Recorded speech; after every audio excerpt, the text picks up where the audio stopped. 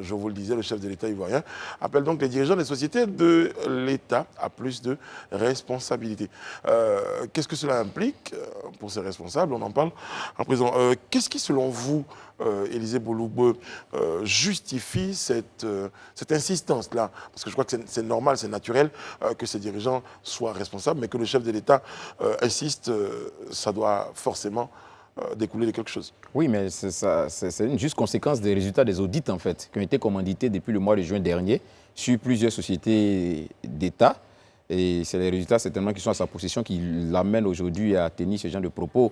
Et il faut dire que le chef de l'État reste dans sa logique. Pour ceux qui ont écouté le discours du 31 décembre, le discours du Nouvel An, l'axe 3, ou du moins la priorité 3 pour 2022, c'est la lutte contre la corruption et la bonne gouvernance. Et je crois qu'il place déjà le décor avec cette déclaration qu'il a eue ce matin au Conseil des ministres.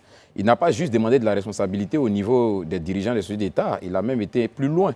Il a même demandé que les ministres de tutelle puissent jouer le rôle de contrôle et que le chef du gouvernement, le Premier ministre, mette tout en œuvre pour suivre effectivement le bon déroulement et la bonne, je dirais, adéquation de la gestion des deniers publics et tout ça. Il a été vraiment très insistant là-dessus. Et il a même dit qu'il faut qu'on mette un terme à tous ces dysfonctionnements, à tous ces je dirais, entre griffes, ces malversations et toute autre forme de comportement qui n'honorent pas, ou du moins qui sont à l'encontre du bon fonctionnement de la société. Donc je crois que c'est un message fort qu'il a donné ce matin.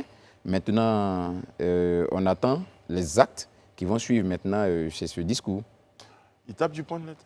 Non, on est ravis donc d'entendre ça, sinon de lire ça, parce que jusque-là, on a toujours eu l'impression que le problème était réglé, soit en amont, soit en aval, mais il n'y avait jamais eu de réel point d'honneur donc sur le suivi. Et on en parlait la dernière fois quand on soulevait la question des audits, on disait faire des audits, constater, c'est bien, mais il faut prévenir justement la suite au lieu d'avoir à sanctionner, ce serait de suivre à la lettre ce qui se fait et comment est-ce que la gouvernance est mise en place.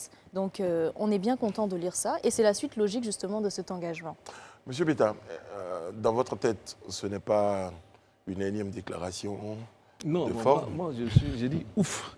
Parce que vous savez, quand on a suivi Ouattara, on a suivi son parcours d'opposant, on nous a affublé ici que Ouattara, c'est celui qui a redressé l'économie de plusieurs pays, qui a fait en sorte que des pays comme, je n'en citerai pas, ont retrouvé leur économie. Et il est venu 10 ans après, on voit tous ces audits-là qui relèvent un dysfonctionnement presque drastique de notre système de gestion au niveau de l'administration publique. Et on se demande, mais qu'est-ce qui s'est passé? Et aujourd'hui, il vient pour nous dire que maintenant, il a décidé de lutter contre. On ne peut que dire, ouf, le Ouattara dont on nous a affublé, est véritablement venu. On espère que ça va se traduire dans les actes. Mais pour moi, je pense qu'après un troisième mandat contesté et tout ce que nous avons pu constater, aujourd'hui, Ouattara veut revenir dans ce dont on avait parlé, dont on avait dit de lui qu'il était celui qui a la rigueur, qui a la gestion vraiment efficace pour nous sortir de tout ce que nous connaissons comme difficultés économiques en Côte d'Ivoire. On espère que ça va se traduire dans les actes et pour nous, nous observons et puis nous sommes encore sceptiques. Vous avez vraiment l'impression qu'à l'époque, vous lisiez des fables de La Fontaine? Non, pas celle de La Fontaine, celle de l'opposant Ouattara, aujourd'hui président. Donc nous lisons ça beaucoup parce que nous l'avons suivi. C'est vrai qu'on salue cette réaction-là du chef de l'État, mais aujourd'hui, je pense que la responsabilité, effectivement, on en parlait, dépend ou dépendait de ces dirigeants aussi, de ces chefs d'entreprise-là, qui malheureusement, pour certains, n'ont pas fait preuve de beaucoup de responsabilité, beaucoup de sérieux. Oui, Brice, ce que vous dites était juste, mais moi je voudrais peut-être rebondir un peu sur ce que Beta disait tout à l'heure. C'est vrai que dans le discours du chef de l'État de ce matin, il faut percevoir deux choses. Moi je pense que dans un premier temps, il faut percevoir l'aveu. L'aveu de ce dirigeant-là qui reconnaît effectivement que tout ne marche pas comme cela se devait. La preuve, lui-même, il évoque des irrégularités liées aux passations de marchés publics, des coûts élevés et inopportuns du recours à certains emprunts, comptes bancaires, les comptes bancaires ne figurant pas dans les comptabilités d'entreprise, insuffisance au niveau du contrôle interne, dépenses injustifiées, montant élevé de dons, commissions et honoraires, non-maîtrise de charges dans un certain nombre d'entreprises. C'est un aveu. Je pense que Ouattara, il montre aux yeux de tout le monde que l'administration, il reconnaît que l'administration ne fonctionne pas forcément comme cela se devait. C'est une reconnaissance. Mais en même temps aussi, pour moi, c'est Ça s'impose aussi à lui. Non, non. Il pouvait ne pas reconnaître ça? Il pouvait ne pas le dire. Non, il pouvait ne pas le dire aux yeux de tout le monde. Non.